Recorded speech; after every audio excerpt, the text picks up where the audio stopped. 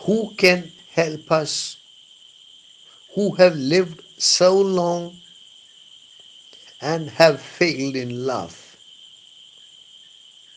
These are crucial lines because they provide evidence regarding the relationship between the man and the woman in the poem. The speaker asks, who can help us? Who can aid us? Who can assist us? Who have lived so long? We have lived so long. I think the word together is understood here. The word together should be regarded as present. Who can help us who have lived so long together and have failed in love? If the word together is understood, if the word together can be regarded as present here, though it is actually not present here, I think we can reasonably conclude that the speaker and the man are wife and husband. Taking into account this poem is set in India and in the India of the 70s at that. If a man and a woman live together for a long time in the India of the 70s, it can safely be assumed that they are married to each other. Who can help us who have lived so long and failed in love? I think we should send them to a marriage counselor. He is certain to make a further mess of it. What is the problem here?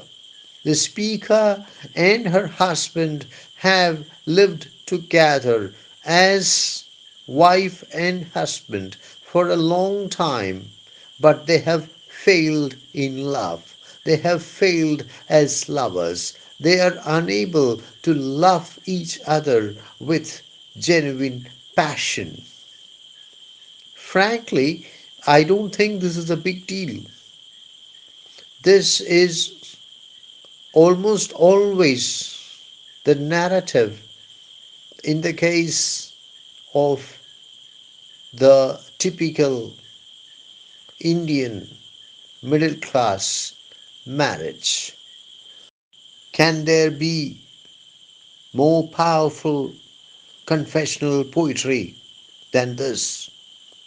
The speaker refusing to sweep her marital problems under the carpet, refusing to idealize domestic life, refusing even to pretend that the problems in her marriage do not exist, and instead adopting a bear all attitude, instead conceding that her marriage has broken down, instead accepting that after long years of marriage, she and her husband have failed as lovers. The heart, an empty cistern, waiting through long hours, fills itself with coiling snakes of silence. Now we meet with the brilliant cistern metaphor. The heart is metaphorized as a cistern, as an empty cistern. A cistern is a tank. A cistern is a container. Here the tank is empty. Here the container is empty. It is waiting through long hours. The system is waiting through long hours. It is waiting for a long time in order to get filled with love, with passion, with sexual union, with passionate sexual union. But when that does not happen, the system fills itself, the heart fills itself with coiling snakes of silence. The heart fills itself with silence. The snakes have much to convey. The silence is long like the snakes. The silence is dangerous like the snakes. The silence is poisonous like the snakes. Certainly, some of the most spectacular lines penned by Kamala Das. I am a freak.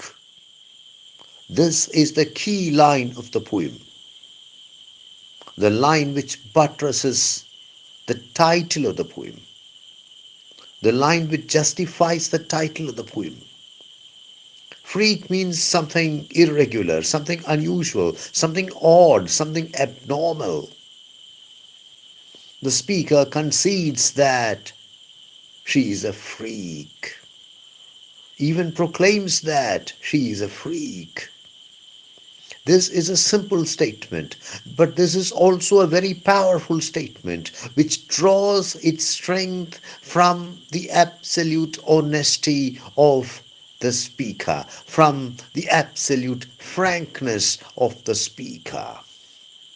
The speaker thinks that she is a freak because she is responsible for the breakdown of her marriage, because she is unable to respond appropriately in lovemaking